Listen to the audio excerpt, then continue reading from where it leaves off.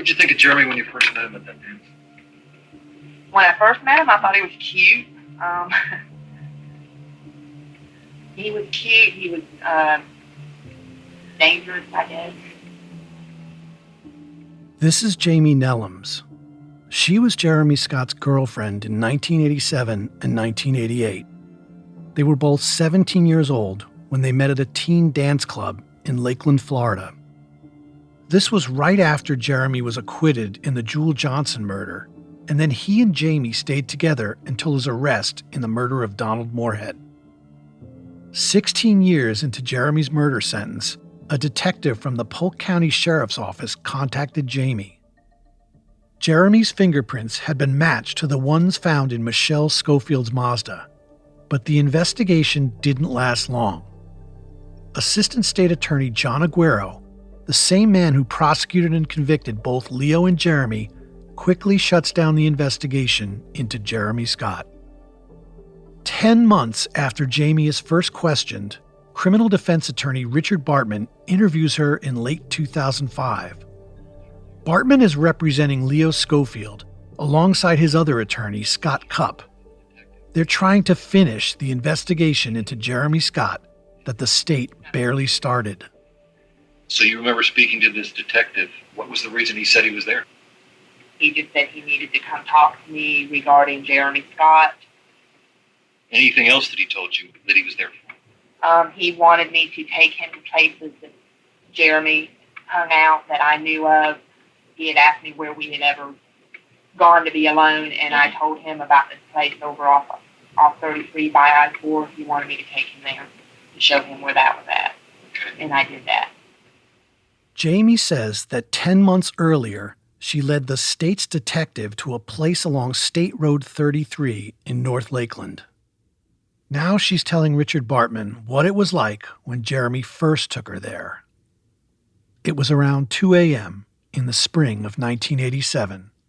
Jamie was driving, and Jeremy was in the passenger seat, directing her. He told me where to drive. I had just started driving and barely knew how to get around my house, let alone how to get anywhere else. So he told me where to turn, and that's how I got there. Did he have any trouble finding this place? No, he knew exactly where it was at. You couldn't find it unless you knew what it was at. Jeremy tells her when to slow down, to turn off at the cut, to pull onto the dirt path, back behind the tree line.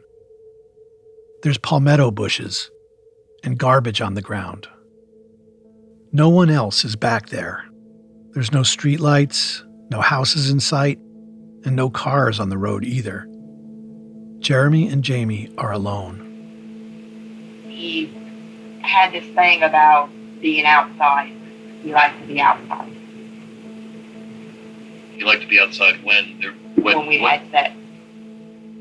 Jamie and Jeremy get out of the car and walk further from the main road into the dark. When you got there, what was your impression of the area first time you went? That it was dirty and cold, and it was dark.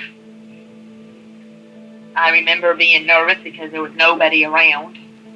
I didn't like it. Teenagers would come to the spot along State Road 33 to drink beer, smoke weed, and make out. But Jamie had been warned to stay away after police began discovering dead girls in the water behind the palmetto bushes. One of those girls, Michelle Schofield, was found floating face down just a few months earlier in this very same drainage canal.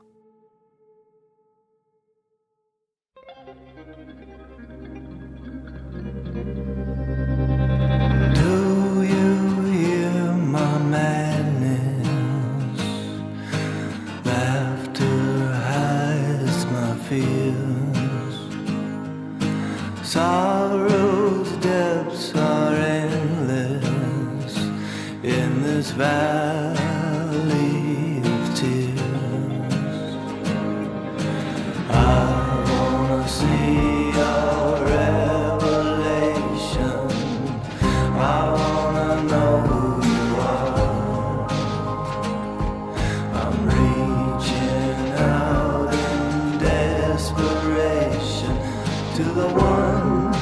who's holding the stars, to the one who's holding the stars, to the one who's holding the stars, to the one who's holding the stars.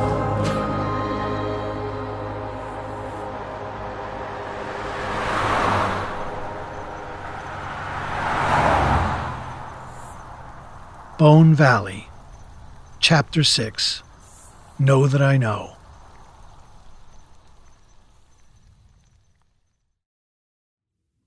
We talked to Leo's lawyer, Richard Bartman, more than 15 years after he interviewed Jamie Nellums.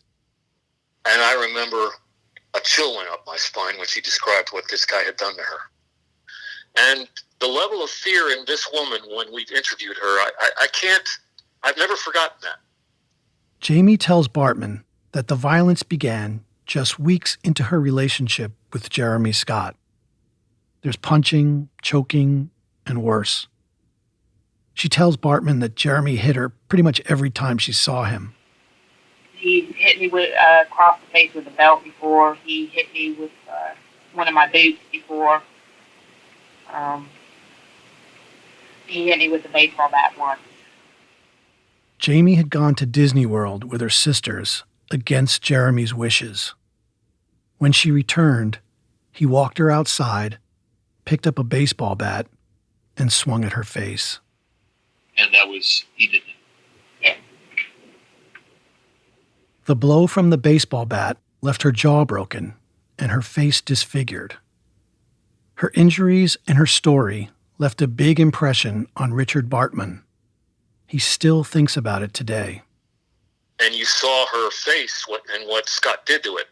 And this was years later because she didn't have the money to get her injuries fixed. So he had beaten her to such an extent that her jaw was deformed. Jamie was convinced that Jeremy was going to kill her. But instead, Jeremy directed his violence at someone else. On Halloween night in 1988, Jeremy murdered Donald Moorhead. He's arrested the following day and locked up without bail. Jamie is finally free from Jeremy. I think we talked to her for about 2-3 hours about his way of life, about how well he knew Lakeland, about how well he knew this area where the body was found, about his level of violence, about the way he beat up gay people, about the way he beat her. If she would look at him wrong, he'd beat the shit out of her. The slightest provocation, he would get violent. So I could easily picture him killing Michelle over whatever. I mean, it didn't have to be rational. And of course, I remember driving home from that thinking, Jesus Christ, this is the guy. It matches in so many ways.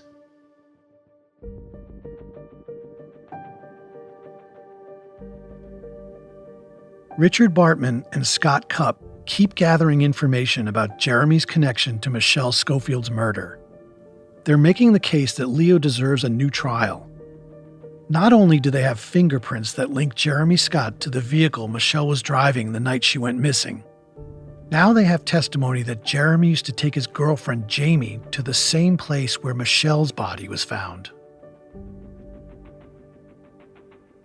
Richard Bartman could hardly believe what Jamie had told him. But when Kelsey and I listened to this interview, almost 15 years after it had been recorded, something else caught our attention. Did he ever... Okay? Yeah. I just haven't thought about this in a long time. And I'm sorry to stir it up. I really do apologize. But Okay. I don't mean anything personal, but it's questions I gotta ask. Did he ever tell you anything, Jeremy now, during the course of your relationship about the crimes he did, the criminal acts, or any sort of criminal activity he was involved in? He told me he had killed a taxi cab driver. He was 16, 17 at the time, and that he had gotten away with it. And that was just a couple months before he got arrested for this Moorhead thing, when he was telling me that. Kelsey and I run down the list of murders that Jeremy's linked to. We know that Jeremy bragged about killing Jewel Johnson after he was acquitted of her murder. Jewel was found shot dead in a trailer behind her house. Jeremy's fingerprints were lifted from her eyeglasses and coin wrappers at the scene. Jewel Johnson is murder number 1. And Jeremy was convicted in the 1988 murder of Donald Moorhead. He smashed him over the head with a grape juice bottle and strangled him with a telephone cord. Jeremy was forensically tied to that crime scene, and he admitted to that killing as well. Donald Moorhead is murder number 2. And Jeremy's fingerprints were found inside Michelle Schofield's car. Her body was discovered in the same canal where Jeremy used to take Jamie to have sex with her. Michelle Schofield is murder number 3. But now Jamie mentions that Jeremy had spontaneously confessed to another murder, the killing of a taxicab driver. Is this murder number 4? We don't have a lot to go on, but we start digging. We know that if Jeremy killed a taxicab driver, it would most likely be in that 2-year period between December 1986, when he's released after his acquittal of the Jewel Johnson murder, and Halloween of 1988, when he's locked up for killing Donald Moorhead. That matches what Jamie told Bartman. Jeremy would have been 16 or 17 at the time. We searched through databases for unsolved homicides in Florida. We combed through newspaper archives for stories about cab drivers killed in Central Florida between 1986 and 1988. And then, one murder catches our attention. In the spring of 1987, right near the Polk County line, a 25-year-old taxicab driver named Joseph LeVere was shot dead just outside a little community called Intercession City. A suspect named Dan Odie was arrested and brought to trial twice, but the second trial ended with the defendant's acquittal. No one else is ever charged in the death of Joseph LeVere. So this is an unsolved murder. From his records, we know that Jeremy was not in jail at that time. It happened just 6 weeks after Michelle Schofield was killed. So we dig a little deeper. We start piecing together the crime from newspaper coverage, and this is what we learn. It's late at night, April 10th, 1987. LeVere is driving a taxi for the Yellow Cab Company, and he's close to finishing his shift when he gets a call from his dispatcher, directing him to pick up a passenger at a Kmart in Kissimmee. LeVere picks up the passenger around 10:45 p.m., but about an hour later, the cab driver's body is spotted just off the shoulder of Old Tampa Highway. It seems that whoever killed Joseph LeVere stole the taxi, turned off the highway, crossed the railroad tracks, and sped onto a quiet residential street in Intercession City. He must have been driving fast because he quickly lost control of the vehicle, sideswiping a parked car and crashing into a power pole that knocked out the electricity in the neighborhood. Residents ran outside to see what happened and caught a glimpse of the suspect as he fled the scene. The witnesses told police they'd seen a white man, around 5'10", of a thin or medium build, running from the cab. He was wearing jeans and a flannel shirt, had brown hair, and screamed, "It's gonna blow," before he disappeared into the woods. Inside the taxi, deputies found a black baseball cap sitting in the back seat. We were able to get our hands on a photo of this cap. There's a design on the front of it, a skull wearing a cowboy hat with a big Confederate flag in the background. And then there's this other part of Bartman's interview with Jamie. I replay it over and over again. Jamie says that when she first met Jeremy, there was something about his appearance that stood out to her. When we first met, he dyed his hair, which I thought was weird. He bleached his hair blonde. Jamie thought this was odd because Jeremy never maintained that color. Naturally, his hair was brown, and when the dark roots grew back in, Jamie said he never bleached it again. She and Jeremy met just before his 18th birthday, about a week after Joseph LaVere was killed. It's a small thing, but it could match up with what we know about LaVere's murder. It would make sense that the suspect, knowing he'd been seen, might try to change his appearance. And there's another clue in Richard Bartman's interview with Jamie. She mentions that Jeremy wasn't particularly close with anyone at that time, except maybe his younger brother. That brother has a pretty distinct name, so we were able to track down Royal Dean Scott. To accept this call and all future calls, press 1 now. All phone calls are subject to monitoring and recording. You have $38.24. Hi, Royal. Yeah. He was locked up in the Russell County Jail in Alabama, awaiting transfer to state prison on an obstruction of justice charge. I sent Royal Dean a letter, told him I opened a phone account with the jail, and gave him my number. I got no problem with answering just about anything you got to ask. I mean, as long as it don't incriminate Jeremy on something that's going to hurt him, I got no problem with that. I start chatting with Royal Dean pretty frequently over a period of a few weeks. He calls when he can and sometimes leaves voicemail messages. We talk about what Jeremy was like as a kid and their family life. But I'm also trying to find out more about Jeremy's possible links to the murder of Joseph LaVere. Did you guys live in Intercession City at some point? Oh, yeah. That's where me and my wife met. Okay. Intercession City is where, well, me and Jeremy pretty much grew up, really. I mean... Did you ever hear anything? Because one of the other things that Jeremy confessed to Jamie about was robbing a cab driver on the way home from Kissimmee towards Intercession City. Did you ever hear anything about that? Yes, I heard about that one. What is that? What happened? Well, I'd heard about the cab driver being robbed, but I couldn't tell you yes or no if it was Jeremy. Yeah. He doesn't seem to want to go into this with me. Still, Royal Dean keeps calling. We talk about his legal troubles, and I keep asking about Jeremy, hoping he shares more about their time in Intercession City.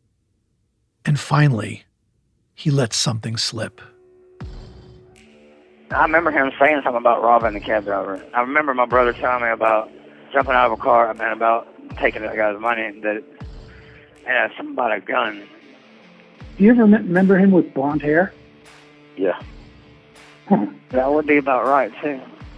Is he trying to change his identity or something?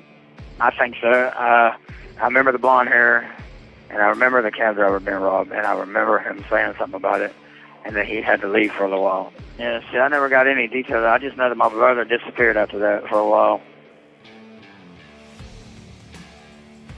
After this conversation, Royal Dean disappeared too.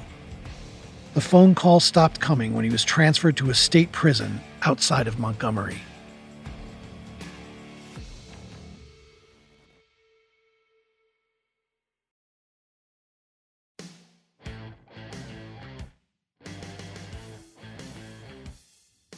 Kelsey and I go down to the Osceola County Clerk's office to look at the case files and trial transcripts from the murder of Joseph LaVere. I wanted to find out what was collected from the cab to see if there was any DNA evidence or fingerprints that could be run. One of the great things about doing research in Florida is the state's sunshine law that requires that all state, county, and municipal records be made available to the public. But we don't get off to a very promising start. After asking for the file, we wait for about an hour, and then they send down not one, not two, but 3 clerks to talk to us. Hello. Hi. I'm Gilbert King. How are you? I'm good. How are you? Thank you very Donna much for your help. Richardson. You're welcome. Hi, I'm Shannon. Hi, I'm Susie. Nice to meet you. This is Kelsey. Hi. Nice to meet you. Yes. You're interested in the Daniel Ott file. Right. Donna is mispronouncing his name, but Daniel Odie was the man who was tried twice and was eventually acquitted of killing the cab driver, Joseph LaVere. It doesn't have The arrest affidavit, it's a partial file. Okay. So what's in here you are entitled to view. Right. I don't know if you want Donna shows me a slim file. It can't have more than 100 pages in it. Usually, the clerk's office will turn over boxes of files with transcripts, police reports, and depositions. Thousands of pages. Again, this is all supposed to be public record, and I'm entitled to view all of it. Whatever's easiest or preferable. I just want to look at it first and see what's in there. Okay. Because we're looking, these were two homicide trials. Mm-hmm. Usually there's like transcripts, notation about where physical evidence might be. Since he was found not guilty, the physical evidence would no longer be available. And is it disposed or is it just not available to the public? This is infuriating me, and I'm trying not to show it. If Dan Odie really didn't kill Joseph LeVere, that means the murderer might still be out there. I can't understand why this isn't available, and why the clerk won't tell me where I can find the information I'm looking for. He can't be tried again. Right. But I'm saying we think we know who did the crime. Oh, okay. And so it would be lovely to just have some records to look at, trial transcripts, see what physical evidence did exist. Maybe there was a hat we know of in the newspaper accounts, that's all we know. But maybe there's some DNA or some hair fibers that might match the guy we think did it. But we'll go through all this and look through it and just see if we can find any clues as to where this stuff might be. So that goes back to you guys. Somebody has to sit with him? Yeah, so the two options that you have. We're told someone will need to observe us if we're going to view the files in the courthouse. This has never happened to me at a clerk's office before. We decide to get copies made so we can go through them without someone looking over our shoulder. But something's really bothering me about this case. It feels like it's been flagged. Why do they send down 3 clerks to tell us we're only entitled to view a partial file? They're not showing me these files because Dan Odie was found not guilty? It doesn't make any sense to me. Kelsey and I sit and wait for the copies to be made. It's such a small file. I'm just furious right now. I'm on a fucking warpath right now. We're gonna go into the sheriff's department, and then we're gonna go to the state attorney's office. Never heard of fucking something like this in Florida that they did the trial transcripts on these. Every fucking single trial I've ever looked into transcripts of this. Later that same day, we drive to the Osceola County Sheriff's Office. We tell them that we might have some important information on an old cold case in their jurisdiction. They send 2 young detectives down to us, but they won't let us record our meeting. The detectives are friendly, and they listen to what we have to say, but they don't seem to know anything about this case. Okay, we just left the Osceola County Sheriff's Office. It's raining out now, and the 2 detectives in there told us that, who were very interested, they told us that they were going to look through the files, see if they can find some physical evidence. Cool. I think that's good. To reach a detective, press 1. To schedule an appointment to register. The detectives say they'll get back to us, but never do. I keep calling for updates, with no luck. After the tone, please record your message. When you finish recording, hang up or press the pound key for more options. Oh, good morning, Detective Miller. This is Gilbert King. We met with you a couple weeks ago about that cab driver killing back in 1987 and Detective Cortez. And I just wanted to follow up with you because I had a file of information on that particular case. I know we didn't really leave you with anything. But I'm happy to... Since we're having no luck accessing the files or getting any info from law enforcement, Kelsey and I try to find the defendant in the case, the 19-year-old kid who stood trial twice for this murder, Dan Odie. So we did find an address for Dan Odie that looked pretty solid. It looked like he'd been at that address for quite some time. It was all the way out in East Polk County, which we talk about parts of Lakeland being rural, but it doesn't compare to East Polk County. You know, we got out there, it was just this long straight road, and I know we were there for miles, driving on this road for miles, and we didn't pass another car. There was no houses, no structures. You know, our cell service was in and out. We got to the street Dan Odie lives on, and we saw it was a dirt road. It wasn't like a very well-maintained dirt road. So we drove down the road, we found his address, and we saw that there were dogs in the yard, big dogs, and there was a flagpole with a Confederate flag on it. So it seemed a little like, hey, maybe we should give this guy a heads up before we like go through his gate and like have to approach these dogs and like knock on his door. It didn't feel super safe. So we went and we like found a place to sit in the car. We started calling the phone numbers.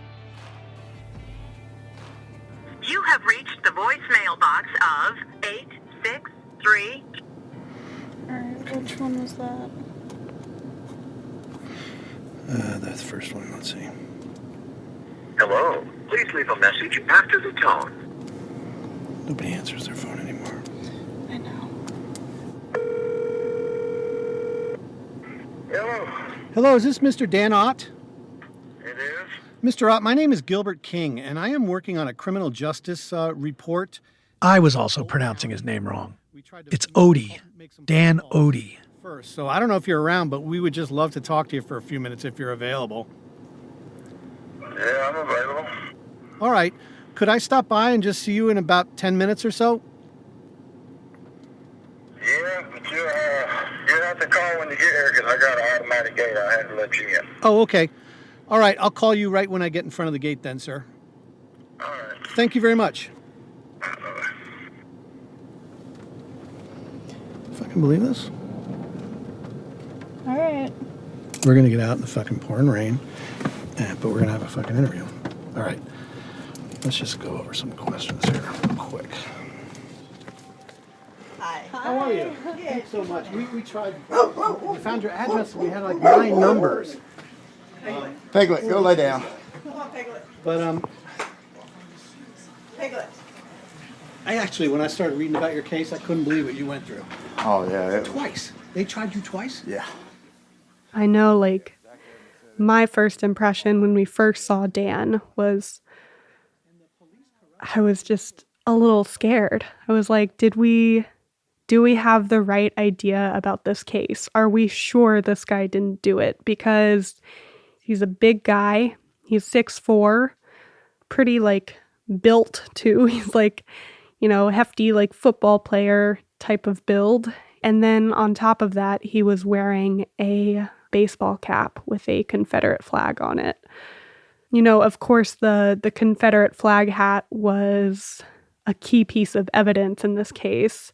I mean, obviously not the hat that Dan was wearing, but there was a baseball cap left in the taxi cab that they think belonged to the murderer who fled the scene. So there was definitely a moment where I think Gilbert and I were probably thinking the same thing, like, oh, geez, did this guy actually do it? Do we have this wrong? He invites us in, and we all take a seat on his couch, facing a TV. There's also a big aquarium next to us. You can hear its water pump in the background. We asked Dan about what happened when he was arrested for killing the cab driver, Joseph LeVere.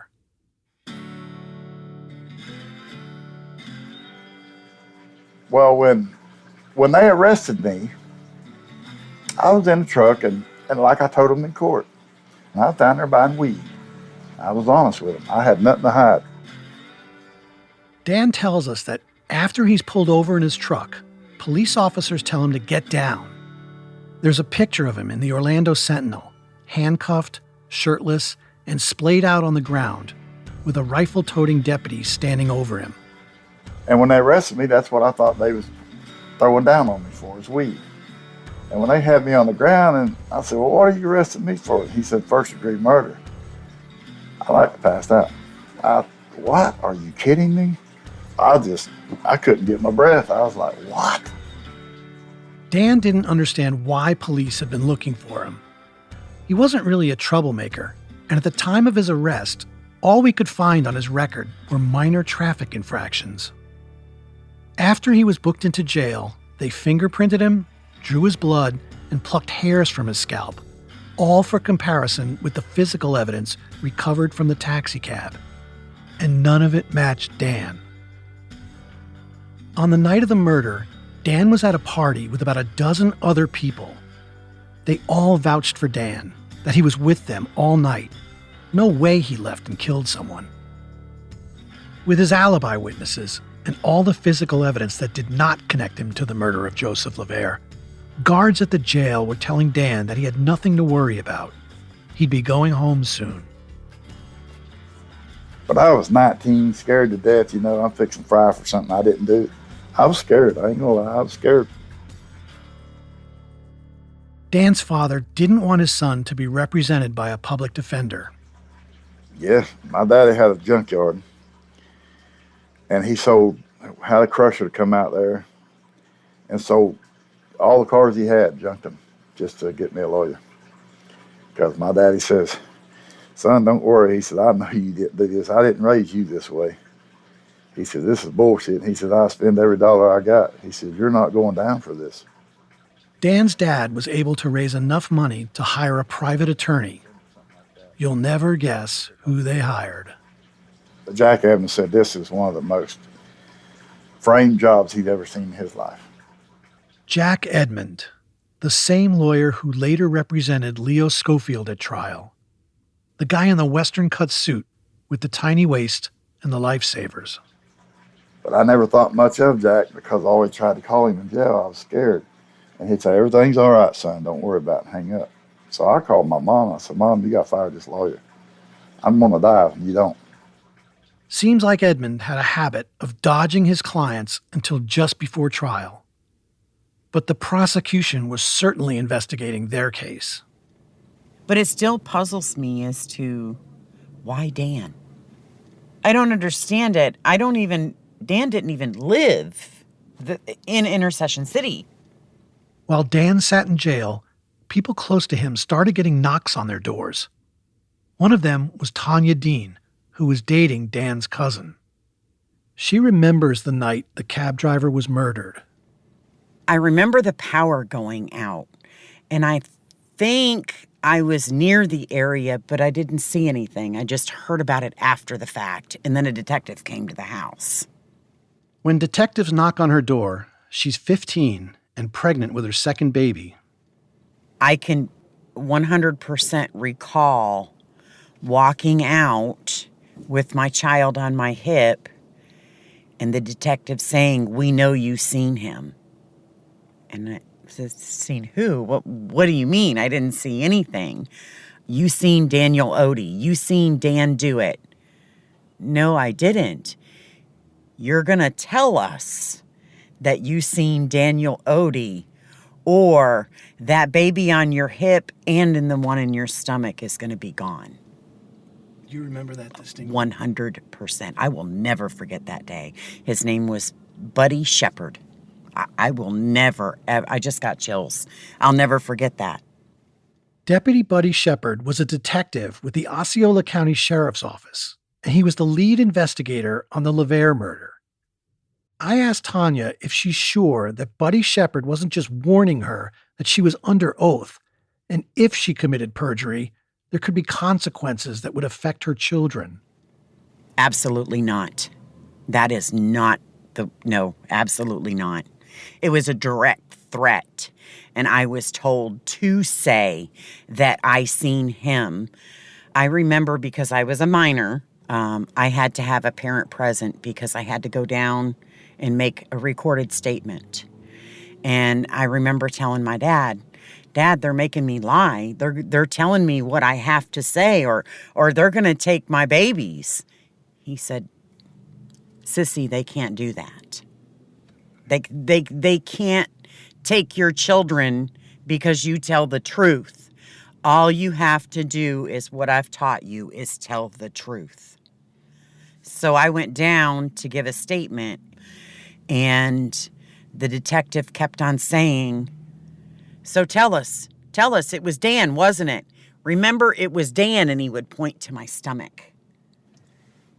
And And I said, no, it wasn't. I didn't see anything. I didn't see nothing. And he turned off the recorder and he slammed his fist down and he says, you're going to tell us it was Dan. Do you remember what I told you? You're going to tell us it was Dan. And this was Buddy Shepard again? Yes, it was. I was terrified. I was terrified. Tanya says she doesn't give in to Buddy Shepard's threats. But it turns out there were other young mothers in town who claimed that Shepard tried to get them to lie. One of them was Debbie Murphy. Well, Debbie Murphy was their main witness. That's the only thing they had against me. And she was pointing me out. She said she seen me over 600 yards away at 2 o'clock in the morning running across the railroad tracks. At trial, the state's witnesses point to Dan Odie as the man they saw get out of the taxicab.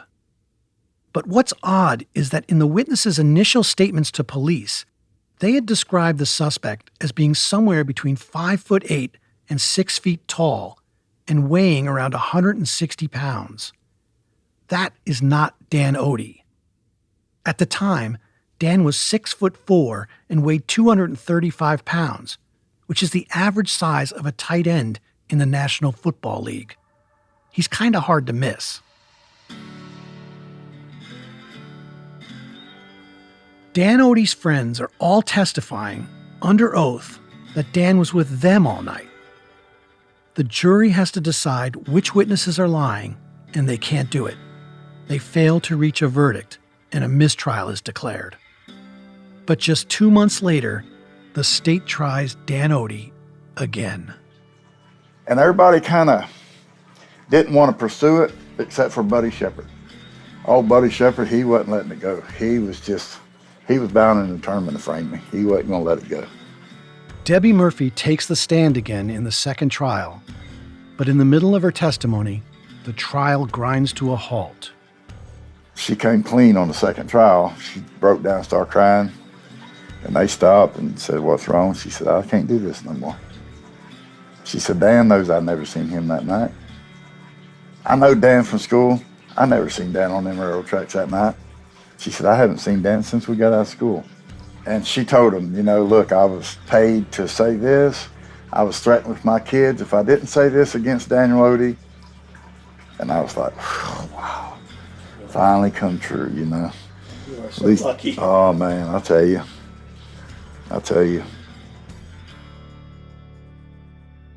After the trial, Dan says Debbie apologized for lying about seeing him on the railroad tracks that night. And I told her, I understand, I'm just glad you finally came forward. Because I was fixing to go to electric chair for something I know I didn't do. But she finally came forward and told the truth. There was a quick investigation into the claims that Buddy Shepard was threatening young mothers in Intercession City. Despite the allegations, he was cleared. On October 20th, 1987, Dan is acquitted of the murder of cab driver Joseph LaVere. It was a great feeling because my mom had 3 strokes while I was in there.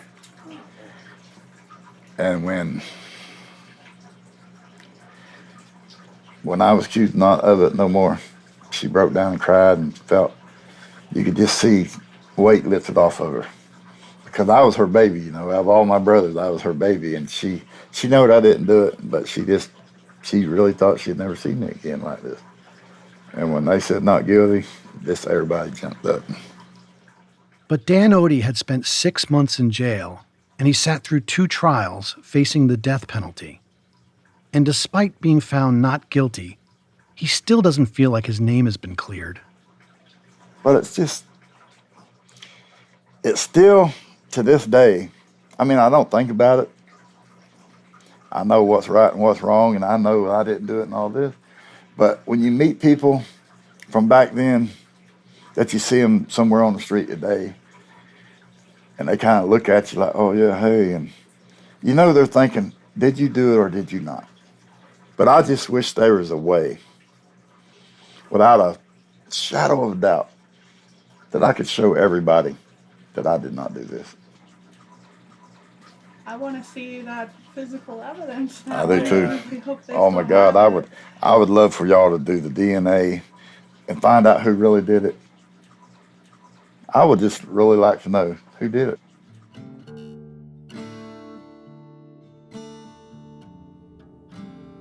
When we first walked in to talk to Dan, we weren't sure what to expect. But listening to Dan tell his story and talk about his innocence, it's hard not to think about Leo. They both want us to keep investigating their cases from 35 years ago. They want so badly to get to the truth, to have their names cleared so they can get on with their lives. The state insists that they had the right man in Dan Odie, but that the jury just saw it differently. So after his acquittal, they don't investigate any further. But if the state is wrong, that means that the murderer of Joseph LaVere may still be out there, somewhere. I just can't stop thinking, this has to be Jeremy.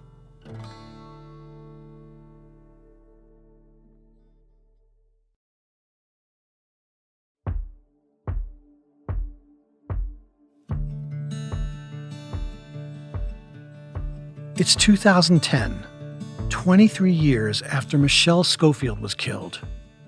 More than 5 years have passed since the unidentified fingerprints in the Mazda were matched to Jeremy Scott. And finally, Leo's granted an evidentiary hearing, which he hopes will lead to a new trial. His lawyers prepare to present the new evidence, the fingerprints and Jamie Nillam's testimony about Jeremy's violence and how he brought her to the same spot where Michelle's body was found. All of the things we found out about him made him the killer. This is Richard Bartman, Leo's attorney. And it certainly eviscerated any possibility that Leo did this. If this case went to trial with all that evidence, there would have been mountains of doubt about Leo being the killer.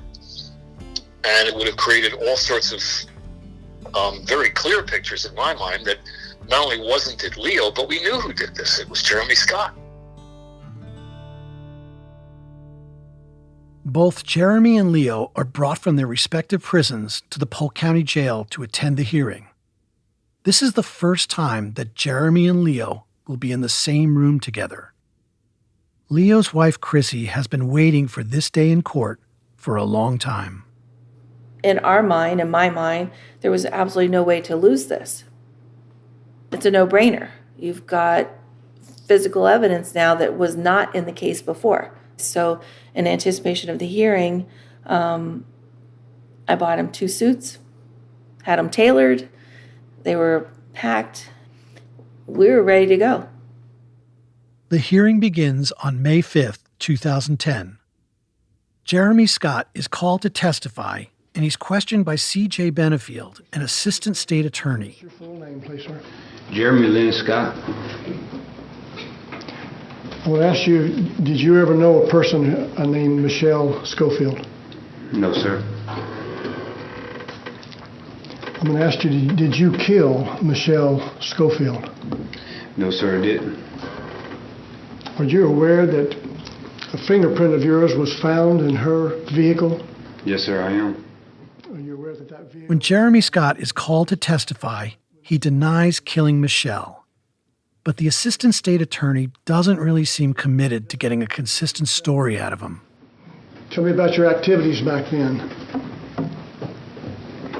My activities was, I wasn't into stealing cars or tires. My thing was breaking cars, stereo system and speakers. That was my thing. How did you get transportation to do these activities? Jamie's car. Jamie was not aware of it. Do you know about when you met Jamie? April 17, 1987. How do you remember that date? Because my birthday is on the 29th of April. He's saying that he used his girlfriend Jamie's car to steal stereo equipment from abandoned vehicles. But Jamie and Jeremy didn't even meet until about 6 weeks after Michelle Schofield was killed. the state lets these inconsistencies go unchallenged. The state says they trust Jeremy's story about why his fingerprints were found in the car because State Attorney John Aguero believes him. John Aguero, the prosecutor with the electric chair tie clip, is called as a witness to talk about his meeting with Jeremy. So I had Mr. Scott brought back from whatever correctional institute he was in to my office. Jeremy was brought to Aguero's office in 2005 to talk about the prints. The two men spoke behind closed doors. There were no other witnesses and no tape recordings. All we have to go on is Aguero's word. I told him that his fingerprint was found in a car, that I had put Mr. Schofield in prison for the rest of his life for killing his wife, and if he didn't do it, I had to know it. Therefore, I would give him immunity. That it was more important for me to know the truth than it was than anything else. John Aguero is saying that in this one-on-one meeting, when he questioned Jeremy about his fingerprints, he offered Jeremy immunity. Essentially, confess to killing Michelle Schofield and you won't be charged with the crime. Mr. Scott, as I said, was cooperative. I think he fully understood immunity, fully understood that it was important to me that if he did this murder, I couldn't prosecute him, but I could let Leo Schofield out of jail. I've asked lawyers and legal experts about the kind of full immunity Aguero claims he offered Jeremy in this closed-door meeting. And I've been told it just doesn't happen like this, or it isn't supposed to. And it makes no sense to me why Aguero would do that.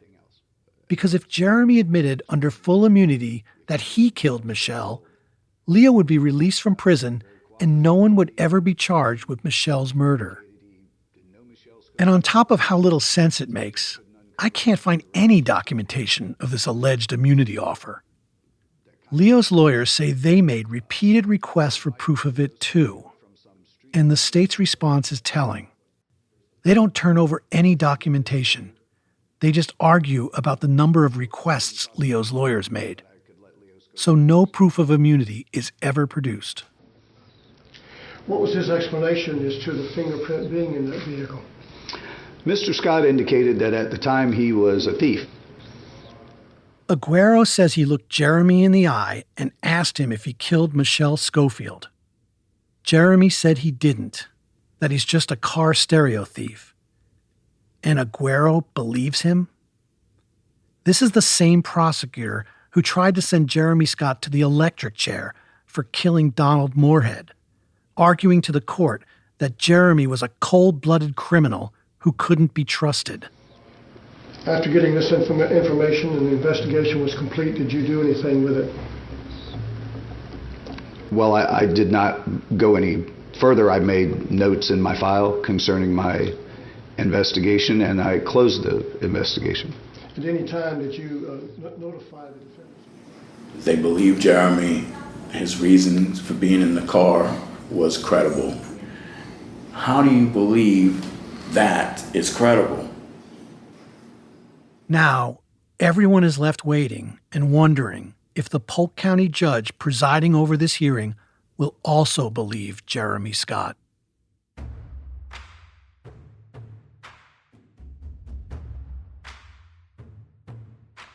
Judge Keith Spoto's ruling is released just 6 weeks after the hearing. Spoto writes, "Given Mr. Scott's past history and modus operandi, there is every reason to believe that he simply stumbled upon the car after her murder and after her body had been hidden, stole stereo equipment from her car, thereby leaving his fingerprints in the vehicle." In other words, Judge Spoto considers Jeremy's past history and rules that Jeremy Scott is simply a car stereo thief, that he's telling the truth as far as the court is concerned. It's almost as if it was inconceivable to Judge Spoto that a known murderer who was tried twice for homicide by this same office, might also steal from his victim afterwards, just like Jeremy did after killing Jewel Johnson when he stole her coins, and just like Jeremy did after killing Donald Moorhead when he stole his car.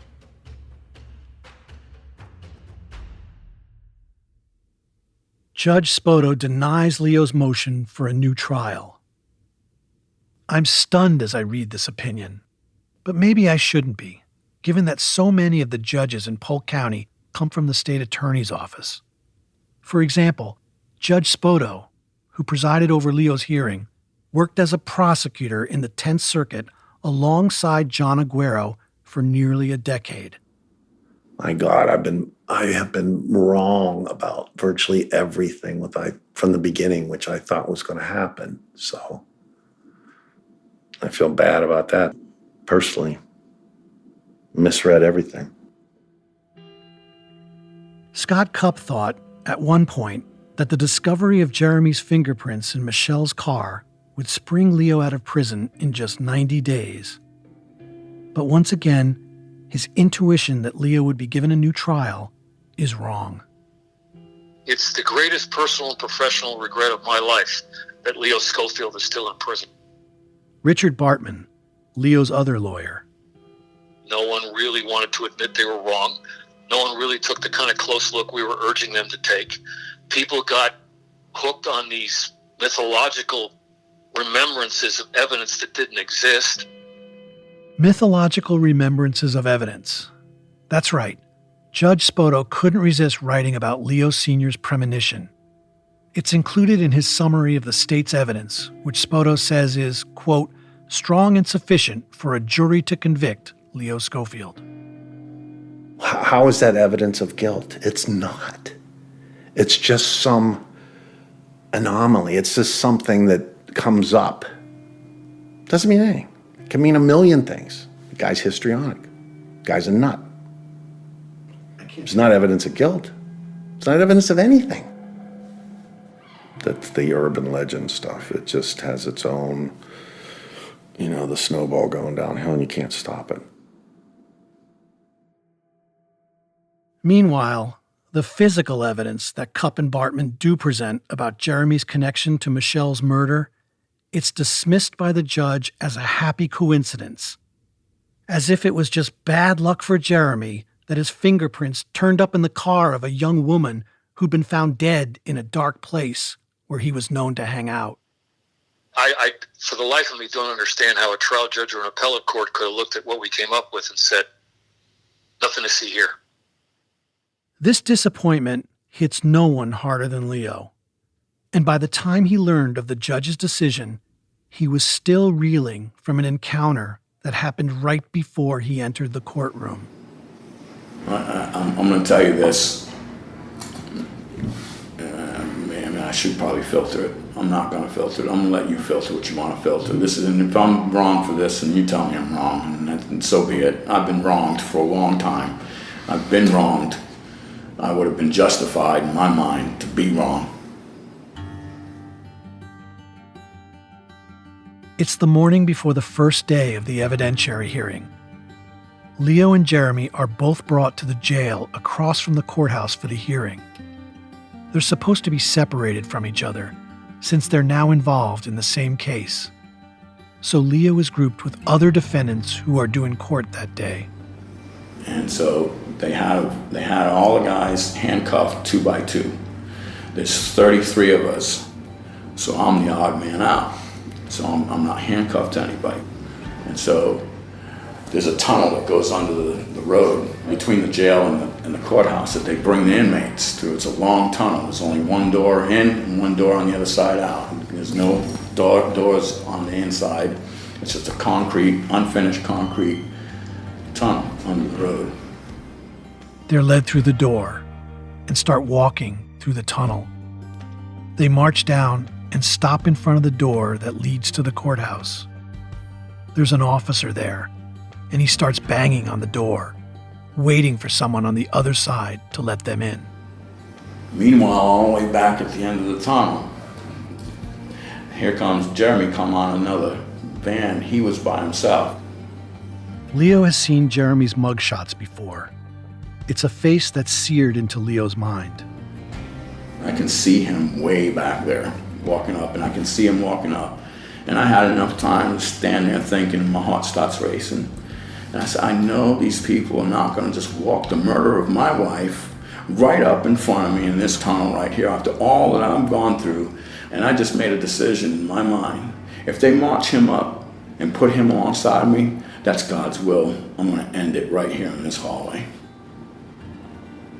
And so my adrenaline is pumping, and march him up, and I'm getting ready, and I'm just going to wrap these handcuffs around his neck, and I'm going to take him down. And they're not going to be able to beat me off of him until 20-something years of frustration comes out, and I get justice from Michelle, and it's done. Now you can go ahead and put me in prison. Now I belong there. You know what I mean? You know, and I'm not a murderer. That's who they made me. I mean, I've had to fight for my life in here. When I first came in, 22 years old, young and white in the prison system, no dad's coming, no police coming, nobody cares. You have to do this or be raped or something stupid like that. So you know where your lines are. I know where my lines are. And you cannot cross that line without certain things happening. And if you're going to march the murderer of my wife and put him upside, that's a line you cannot cross. Just so happened they got him maybe 10 feet away from me, and this guy up the top stairs turns around, sees him, and he knows. And he yells, "Stop! Stop! Back him up!" Back him, and they yank him back. And I went, whew.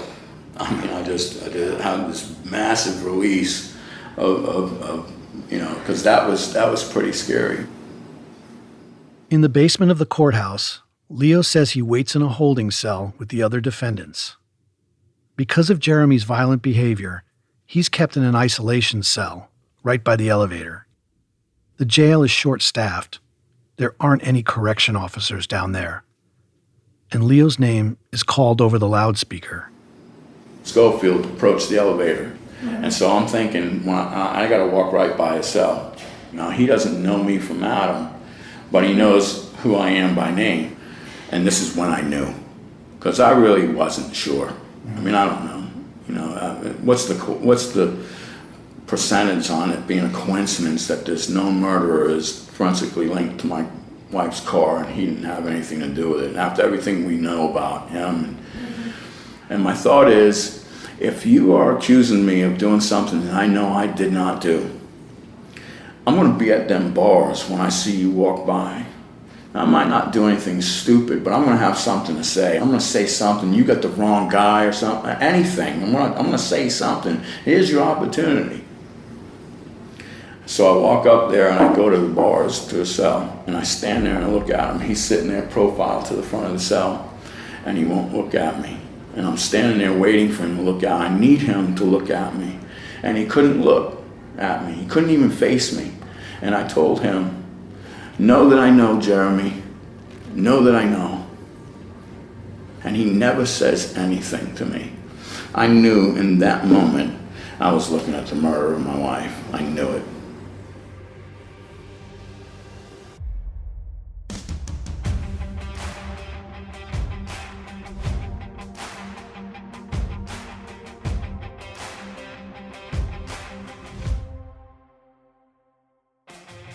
Bone Valley is a production of Lava for Good podcast in association with Signal Company No. 1. Our executive producers are Jason Flom and Kevin Werdis. Kara Kornhaber is our senior producer. Britt Spangler is our sound designer. Roxandra Guidi is our editor. Fact-checking by Maximo Anderson. Our producer and researcher is Kelsey Decker. Our theme song, The One Who's Holding the Stars, is performed by Lee Bob and the Truth. It was written by Leo Schofield and Kevin Herrick in Florida's Hardy Correctional Institution.